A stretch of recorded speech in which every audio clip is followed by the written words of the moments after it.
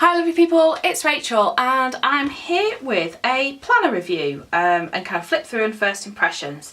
This is the Busy Days planner from Boxclever Press, who some of you may know in their former, before they renamed, as Organised Mum. And to be honest with you, Organised Mum were the first kind of proper non-stationery short cheap planner that I bought. It was my first one that I found and just thought, oh, beautiful. And they were probably the first planner stickers I ever had as well. So there you go. So the very lovely Rebecca reached out to me and just got in touch and said, we would like to send you a planner and some accessories and see what you think to it and how it might work with your stickers. So that's what we're going to have a play with in a couple of videos. So today I'm going to have just share with you the planner, the accessories that they were so lovely to send me.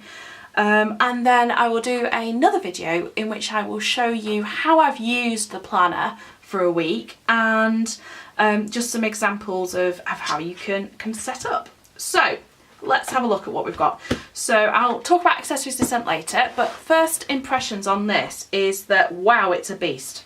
To be really honest with you, this is a disc bound planner and this is very much aimed at creative planning and journaling, as opposed to their life planners, which are much more structured, and they have like a little small one that fits in your pocket, and then there's the bigger ones, and they kind of do them for families as well, and they're absolutely fab actually. This one is, as I say, it's disc bound. It's got a really sturdy cover on the front, and then you've got your cover there. So you could make your own cover for this bit and switch it around to have the clear at the front, which is probably what I would do because I'm not sure I really want the Busy Days planner on the front. I'd probably have a play with that. Just to give you a little example against an Erin Condren, if I line this up to the pages and the foil, you can see it is wider by probably about ½ inch. The pages are bigger on this one, so it is quite a it's a chunk. It's a chunky planner, but that's good for reasons that you'll see soon. So historically I've had issues with disc bound planners because I don't like flicking them around, but I think for this kind of thing, if you're going to use it for memory keeping and add things in, it's actually really good because it's going to be so easy to just add stuff in. And they were very lovely and sent me the punch so that I can play with that. So I will be doing that. So straight in, on the back of the front page you've got important numbers. So although yes, this is about memory planning, it's very functional as well in places. So you've got your important numbers, personal information, a little bit about where everything's come from, and then there is a 2017-2018 overview. Now they have actually given you the full year, even though the planner doesn't start till September 2017. So there's a bit of it that kind of goes, that's kind of wasted space, we could have done something else there. Then there is a zippy plastic wallet, which they sent me with this as well. Really nice touch. So that'd be great for just keeping anything you need to refer to, stickers, so on and so forth. Then important notes. Right up front you've got that there. And then we get a space to plan your whole year. And I quite like the colours in this because they're quite, they're not bright, bold, in your face kind of thing. Like if you look at the EC, because at the end of the day that is kind of, I'm not going to open that one because it's got my work goals in it, let me find a different one. At the end of the day that kind of is the planner it makes me think of the most. So if I look at that, you know, they're quite bold, quite big colours, there's lots of vibrancy in there. Whereas these are a little bit softer, and I quite like that. So you've got the whole year going across, open space, open book really for what you want to do with it. And then you've got this hopes and dreams for the year, and again it's sort of set up almost like a scrapbook journaling page. and projects and plans, and there's some that's actually on like a graph paper there. So you've got space to do some real kind of big goal setting and thinking in a very open way. And then something I absolutely love, the start of the month, the month divider is a cardstock with a laminated tab, and you have this month is going to be the month that, and you've again got space for writing goals, hopes, plans and dreams, which obviously links straight back to what you've done in the year. And then you've got goals for September, homework, me time, social events, special days, September birthdays.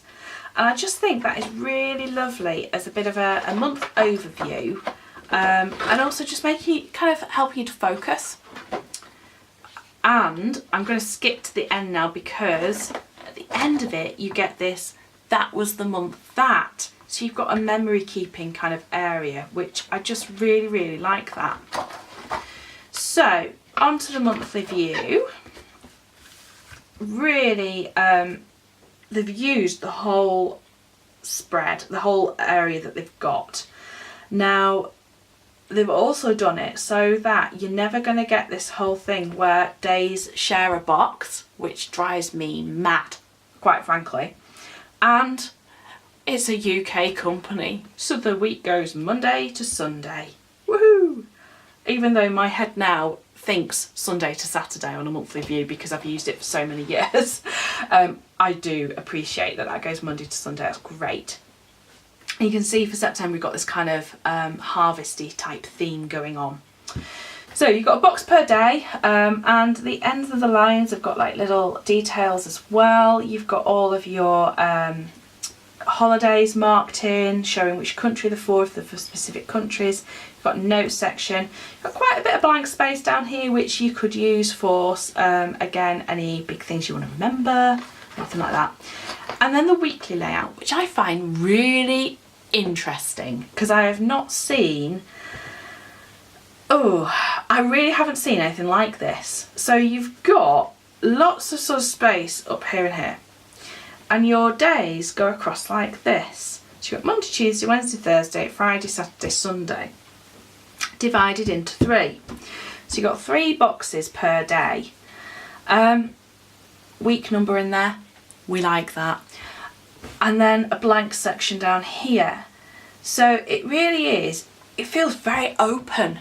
You know, there's some structure there, but it is actually really, really open. As to how you wanted to set it up. So you could do it in a bit of a you know, morning, day, night, morning, day, evening, reminders, to-dos, appointments. You could do homework, other, or you could use this kind of as a what happened, how I'm feeling, best moment of the day. So you could really kind of get quite creative in this and figure out and kind of do really loads and loads of different things. So I quite like that. So flicking through, and we get to here, so September, October. So the way that I've had to go through it all to figure out how they do it. Basically, on the week where the month changes, whichever month has got the most of that week, it goes behind that month's tab. So September's got 6 days, so it goes behind the September tag, because October's only got 1. Let me just see what happens in November. Right, November, October into November. Okay, October's got 1 day, October's got 2 days, November's got 5, so it's actually behind the November tab for the month change, if that makes sense. Took me a while to figure out what was going on with that, but there you go. So that's kind of the month setup, and obviously as you go through you could take your month out, and there are spare discs so you could archive it, and you could always then add your other pages, anything else that you want to put in there with it. So yeah, I mean, I could see this being a really nice way of almost just using a couple of pages from that if you didn't want to use the weekly spreads, add a load of blank sheets of paper, do your own journaling, project life, anything like that. you know, Mambi do the page protectors for their happy planner, so you could add in photos with that. I think you could really get very, very inventive with it. And that's exactly what I'm going to spend some time doing in the next week or so. So we come on to October. So October, okay, I'm going to be, this is you know, this is an honest review because that's what I think you would expect from me. I don't celebrate Halloween at all, and having bats through the whole of October is a real downside for me with this. I could understand having it on maybe October 31st for Halloween, but having it throughout, I'm going to have to go and get a lot of stickers, basically, which isn't entirely a problem because I quite like stickers.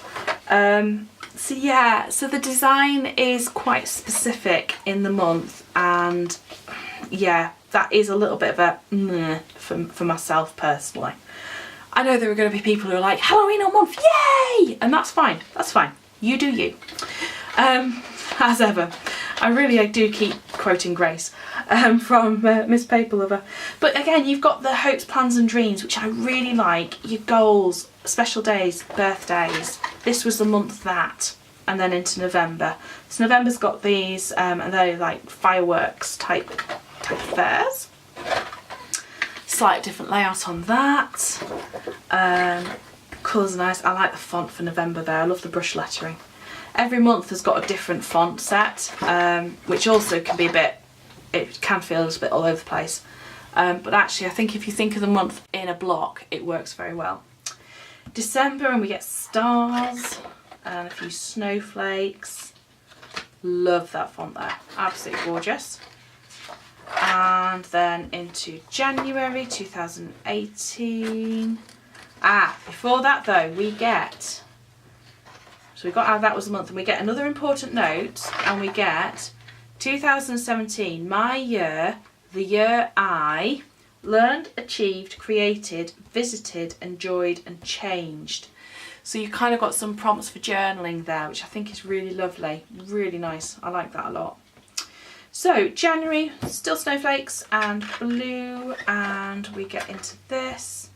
I like that January is at the top, because if you then just wanted to use this for the year, then you're starting with the top tab. I know, it's a little thing, but there you go. So January, and again there's the monthly spread there, the weekly spread, sorry, monthly and weekly, just flick through. February, big and bold for February. I've got Valentine's Day, and you know, there's part of me that would be like, it's quite nice not to have a non-traditional February of all pink and hearts. So yes, I quite like that. And you can see there that January-February change because it happens on Thursday. So the last few days of January are behind February's tab. Then we get to March. We've got our tulips and daffodils and spring kind of feel. Love this big space up here. I'm like, ooh, what can we do up there? Definitely do something exciting. And then we have got into April. I'm just going to keep flicking through so you can have a look. Bunnies for spring. And I suppose Easter bunnies, though. And yeah, we've got eggs as well. So again, you've got through April, you know, you've got bunnies and eggs for the whole of April. Which, given that Easter is actually in March? No, it's first. It's Easter Sunday. Right, okay, got it. It's a little odd having it for the whole of April. You know, I'm not going to be doing Easter spreads after that at all. I'll have done them in March. You know what I mean? I just feel like if they could have taken those out and maybe just stuck with the colour scheme rather than it having continually the same graphics throughout, it might have worked a bit better. But it's the first year they've done it, so I'm sure they'll take those kind of comments and feedback on board for next time. May, and we get kind of sunshine and yeah, these really bold dots and green. And we get into here, April into May, And then we get to June, and we've got June flowers. Again, I really like these pages. I think it's a really nice way of just adding in a bit of memory keeping. If you're kind of a planner and you would use this for your family, perhaps if you've been using one of the Organised Mum planners before, I can see that this would be much more colourful and creative. If you're coming at it from the angle of I've been using a Man Be Happy planner or Erin Condren or Plum Paper or Inkwell or anything like that, you're probably going to go, this is going to take some thinking about. So yeah, I keep looking at this and thinking, how could I divide those up, or could I actually make it run vertically somehow? I just think vertically. But yes, there we go. And then we have July. Oh no, I like that. I like the colour scheme for that. Into July 2018, which feels crazy thinking about that. August, we've got sunflowers. Very nice. So the months that are duplicated then in 2018 are different to the months in 2017, I noticed. So September, we've got birds, whereas before we had the harvesty type theme. And then October, we have got candy corn and sweets rather than bats, which I have to say, I do much prefer. And I might do a bit of redating and actually move this. Oh, I would have to redate everything. I think I might redate it into 2017, but we'll see. And then November, really like November with the leaves. I think that's really pretty. I love autumn leaves. And I love how they've put them on the ends of the dividers as well in places. And then we get into December and we've got mittens and snowflakes. And then when we get to the end, let's just see, so we get a, yes, we get, that was the month for December, important notes, 2018, my year, the year I, and we've got those prompts again. Love it. So then right at the back we have, which obviously caught my eye, some stickers, which are lovely. Again, I'm going to have a play around with these boxes and different things like that and see what we can do with those. And we have a pocket folder. Now this isn't made of card, it's like coated paper, quite thin, but double-sided folder so you can stick bits and bats in there, which is lovely. And you've got a 2019 and a 2020 calendar, which feels crazy looking at 2020. That's like in the start of the next decade. But again, really useful if you're somebody who needs to have dates to refer to, and I would use those for things like school holidays, I think, because this feels like a bit of a hybrid planner. So let me explain what I mean. I can see this being really good if you want to have your to-dos, appointments, and memory keeping, goal setting, and sort of forward planning all in one place. Okay, so I can see that working very, very well for that. It is not going to be a planner that you're going to put in your handbag. Let's be realistic about it. It is way too big. It is very definitely a sits in the kitchen on the worktop planner, or sits on your desk kind of planner. It is definitely not a portable one. It is a beast. I'm just going to see if I can grab a happy planner to show you the comparison to the size. Oh, where are you? Got boxes of planners underneath here. Oh, where have you gone, where have you gone, where have you gone? Is it in here? Yes, it is. Okay, so this is a student edition of the Happy Planner, so it's a 12-month, and so it hasn't actually got any tabs on, but the pages are the same. So you can see, if I just flick that to there, you can kind of see it's got like the big discs on, whereas this has got smaller ones, and the pages otherwise, let's just have a little experiment with this. Spacing is the same, which is lovely because that's what you want, but you can see there is a good extra sort of centimetre plus the tabs, so yeah, so it is going to be compatible in terms of punching and things, which is good. But it is also, it is a beast. So, anything else that I can compare it to for you? No, not easily. Yes, so that is kind of the actual planner. Now let's just do a quick pen test because that's always important. So I'm going to probably speed this section up. I've literally just grabbed a load of black pens and I'm just going to go through and write for them.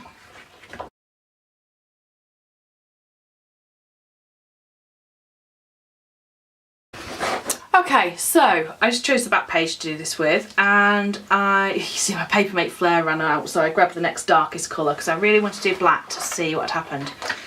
So the only one that has bled is the OHP marker that I have, which I just thought I'll just try an actual permanent marker and see if it bleeds.